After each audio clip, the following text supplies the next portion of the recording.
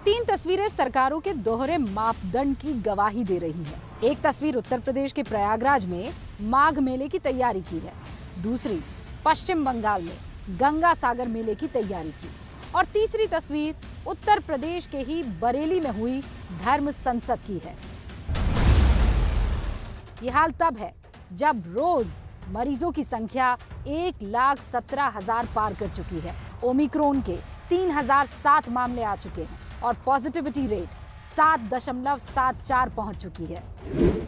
Corona के इसी डरावने ग्राफ को देखते हुए कोलकाता हाईकोर्ट में गंगा सागर मेले पर रोक लगाने की याचिका दी गई, लेकिन ममता सरकार ने हलफनामा देकर मेले पर पाबंदी नहीं लगने दी। अब कोर्ट ने शर्तों के साथ मेले की इजाजत दे दी है।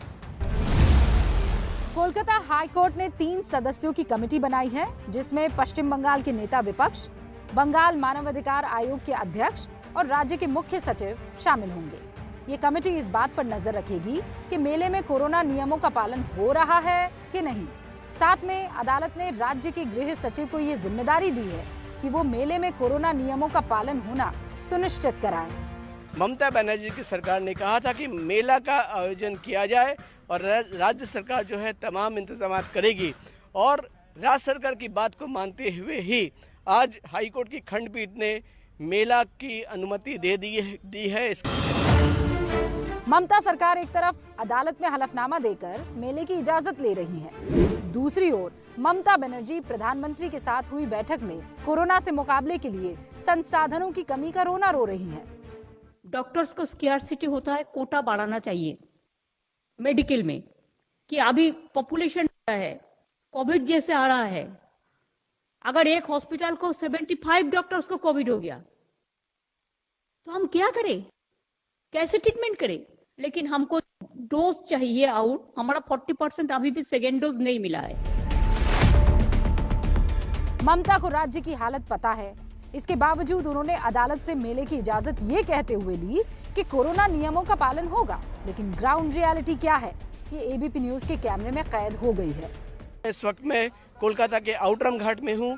जो लोग यहाँ बैठे हैं, ना मास्क है, ना सोशल डिस्टेंसिंग का पालन किया जा रहा है, तो कुल मिलाकर सवाल तो उठता ही है कि लाखों लोग जब एक जगह मेला परिसर में जुटेंगे तो कैसे नियमों का पालन होगा। कोरोना के खतरे पर आस्था की पट्टी बांधने वालों में सिर्फ पश्चिम बंगाल ही नहीं है, उत्तर प्रदेश भी। यहाँ ऐसी ही तैयारी चल रही है। प्रयागराज में संगम तट पर इन दिनों माघ मेले की भीड़ शुरू हो चुकी है। यहाँ भी सरकार ने नियमों की लंबी चौड़ी लिस्ट जारी करके भीड़ को हरी झंडी दे दी है। नियम के मुताबिक माघ मेले में एंट्री के लिए वैक्सीन की दोनों डोज का सर्टिफिकेट दिखाना जरूरी होगा। इसके अलावा 72 घंटे के अंदर की कोविड नेगेटिव रिपोर्ट लाना भी अनिवार्य है। अनिवार्य कर दिया गया है कि अपनी RT-PCR की नेगेटिव रिपोर्ट लेकर के आएंगे 72 घंटे पहले की।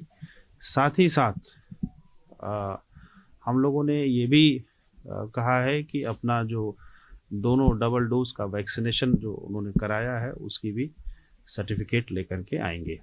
साहब, शासन से आए नियमों को जोर शोर से सुना जरूर रहे हैं, लेकिन इसका पालन कितना होगा ये आप इन तस्वीरों से देख लीजिए। पहली तस्वीर कोरोना के नियमों की धज्जियां उड़ाती रैलियों की तस्वीर है, जो कुछ घंटे के लिए आयोजित होती है। इसमें भीड़ बहुत ज्यादा होती है, लेकिन कोरोना के नियमों का पालन कतई नहीं होता। अब जरा सोचिए कि कुंभ में जहां करोड़ों लोग आते हैं, वहां कैसे नियमों का पालन होगा। और ये सच्चाई मेले से जुड़े कुछ अफसर भी मान रहे हैं। जितने लोग आ रहे हैं उनसे हम निवेदन करते हैं कि डबल डोज वैक्सीनेशन का सर्टिफिकेट लाएं और 72 घंटे पूर्व अपना RT-PCR जांच लेके आएं। लेकिन जो 2 घंटे के लिए आया, गंगा जी में डुबकी लगाया, स्नान किया और चला गया, उनको बड़ा मुश्किल हो जाएगा, उनको हम लोग कर पाना मुश्किल रहेगा। आस्था के नाम पर कोरोना के खतरे की अनदेखी सिर्फ प्रयागराज या पश्चिम बंगाल में हो तो समझ में आए। यूपी के ही बरेली से आई एक धर्म संसद की तस्वीर भी कोरोना के लिए किसी शक्तिवर्धक कैप्सूल की तरह है। ये उत्तर प्रदेश के बरेली में मौलाना तौकीर रजा की धर्म संसद है, और ये भीड़ देखकर आप अंदाजा लगा लीजिए कि कोरोना के नियमों की धज्जियां यहाँ कैसे उड़ रही है। कोरोना के खतरे पर कैसे आस्था की पट्टी पड़ी हुई है, ये भी सुन लीजिए। कोरोना ज़्यादा से ज़्यादा हमारी जान ले सकता है, लेकिन नबी की अज़मत पर उठाई जाने वाली उंगलियां हमारा ईमान ले सकती हैं, और हमारा ईमान हमारी जान से ज़्यादा कीमती है। हम जान को खतरे में डाल के ईमान की हिफाजत करना जानते हैं। कोरोना को श्रद्धा का पावर कैप्सूल क्यों? उत्तर प्रदेश में चुनाव है और यही कारण है कि सरकार जनता की श्रद्धा के साथ खिलवाड़ करके उनकी नाराजगी मोल नहीं लेना चाहती, और इसी के चलते कोरोना के बढ़ते आंकड़े, कोरोना के बढ़ते संक्रमण को नजरअंदाज कर रही है। लेकिन कोरोना के वायरस को आस्था का पावर डोज देश के लिए खतरनाक हो सकता है। बेशक ऐसी ही लापरवाहियों की वजह से कोरोना के केसेस बढ़ते जा रहे हैं, संख्या हर रोज बढ़ रही है, हमारे अस्पतालों पर भी बोझ पड़ रहा है। इसकी बड़ी वजह ओमिक्रॉन है, और इसीलिए अब ये भी सवाल उठ रहा है कि इस तीसरी लहर का पीक कब आएगा। विशेषज्ञ फरवरी तक पीक आने की संभावना जता रहे हैं और बता रहे हैं, लेकिन क्या तब तक देश का स्वास्थ्य सिस्टम इन बढ़े हुए केसेस को झेल लेगा? क्योंकि ये भी कहा जा रहा है कि आने वाले दिनों में रोजाना आने वाले केसेस का जो आंकड़ा है वो 8 लाख तक भी जा सकता है। कितने तैयार हैं हम?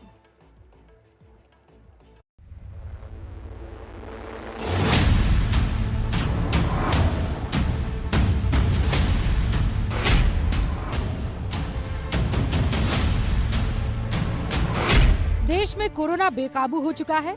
जितने केस पिछले 7 दिनों में आए हैं, उतने केस आने में 43 दिन लग गए थे। 1 से 7 जनवरी तक देश में 3,87,000 से ज्यादा केस आए हैं, जबकि इतने ही यानी 3,83,000 केस 19 नवंबर से 31 दिसंबर के बीच आए थे। सिर्फ 3 दिनों में 201% की दर से केस बढ़े हैं। 5 जनवरी को देश में 58,097 केसेस थे, जो 6 जनवरी को बढ़कर 90,928 हुए, और आज यानी 7 जनवरी को पिछले 24 घंटे में 1,17,000 से ज्यादा केसेस हैं। और सवाल उठ रहा है कि भारत में कोरोना का पीक कब आएगा। पहली लहर के दौरान 17 सितंबर 2020 को एक दिन में 97,894 मामले सामने आए थे, जबकि दूसरी लहर के दौरान 7 मई को 4,14,188 नए मामले रिपोर्ट हुए थे। अब इंतजार है तीसरी लहर का पीक कब आएगा। जानकारों का मानना है कि अगर इसी रफ्तार से केसेस बढ़ते रहे तो फरवरी में कोरोना केसेस का पीक आ सकता है। जो अभी तक का एविडेंस है कि सबसे बढ़िया इम्यूनिटी दे रहा है जो इन्फेक्शन हो चुका था। दिल्ली में देखा जाए तो इन्फेक्शन रेट ज़्यादा था, काफ़ी ज़्यादा था, मुंबई में था, तो यहाँ पे पीक जल्दी आना चाहिए, और वह जो है इस महीने के अंत तक प्लस माइनस 10 डेज 15 डेज हो सकता है, या मिड फरवरी तक आ जाना चाहिए कंप्लीटली। मेजर सिटीज में, रूरल एरिया में थोड़ा सा इन्फेक्शन स्लो प्रोग्रेस होता है, तो उसको देखते हुए लगता है इसकी संभावना सबसे ज्यादा की जा सकती है कि वह फरवरी मिड से लेके फरवरी लास्ट तक वहां भी पीक आ जाना चाहिए। बट अलग अलग स्टेट में अलग अलग आएगा। हिंदुस्तान का पीक जो है वो फरवरी के आसपास आना चाहिए। विशेषज्ञों के मुताबिक इम्यूनिटी वीक होने की वजह से ही संक्रमण बढ़ रहा है। IIT के सूत्र मॉडल के मुताबिक भारत में 70 से 100% लोगों की इम्यूनिटी खत्म हो चुकी है। जनवरी के आखिरी या फरवरी के पहले हफ्ते में केसेस का पीक आ सकता है। पीक के वक्त 4 से 8 लाख केसेस रोजाना आ सकते हैं, जिनमें से 3.5% लोगों को अस्पताल में भर्ती होने की जरूरत पड़ सकती है। यानी पीक के वक्त 1,50,000 हॉस्पिटल बेड की जरूरत होगी। इसी स्टडी में दिल्ली के बारे में कहा गया है कि यहाँ 15 से 20 जनवरी तक पीक आएगा, और तब तक एक दिन में 35 से 70,000 केसेस हो सकते हैं।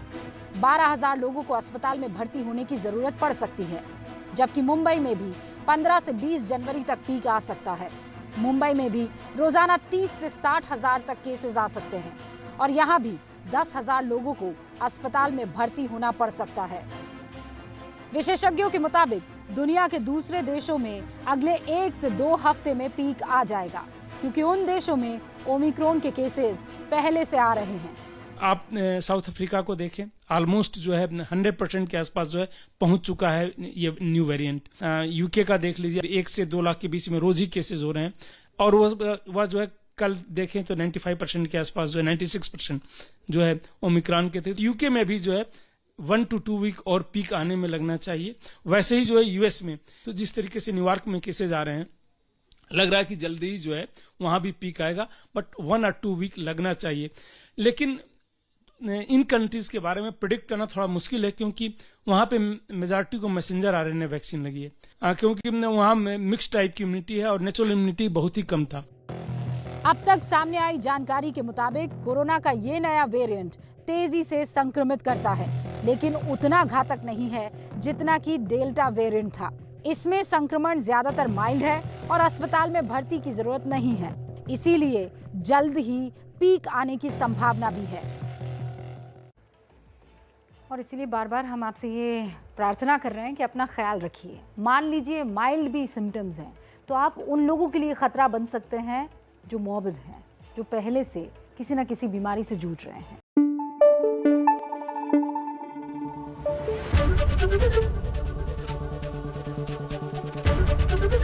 ABP न्यूज़ आपको रखे आगे।